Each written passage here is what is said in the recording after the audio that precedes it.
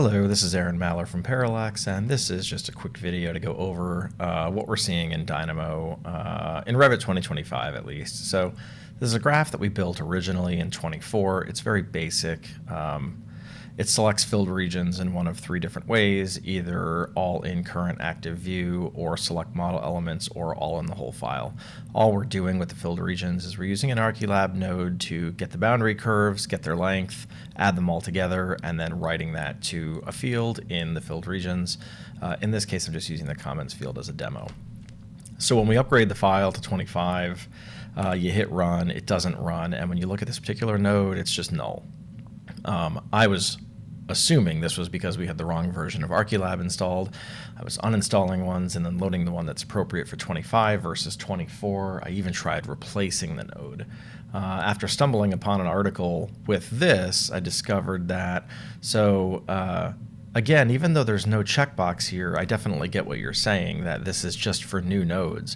But changing this to CPython 3, then it says, do you want to update the node? That does suddenly make the node work.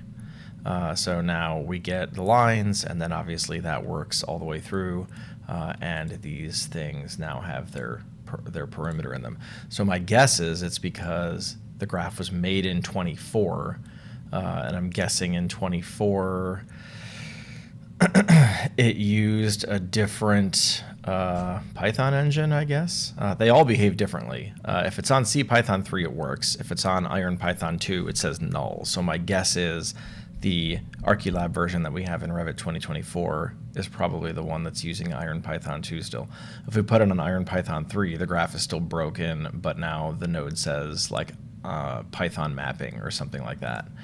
It's totally possible it's that we have an old version of Archilab in 2024 and we need to be on a more current version. This thing will tell us. So the one that we have in Revit 2024 is 2023. I'd have to go look at when that version was created. So it's possible he's updated the node since then. But either way, it's interesting because, yes, changing this does make the graph work for us. So anyways, that's what we're seeing here. Just thought I would try to learn about the difference because, to your point, it doesn't have a checkbox next to it, so it's not telling you what it's currently set on. You can look it up in Dynamo settings, but it doesn't tell you otherwise. So just a note.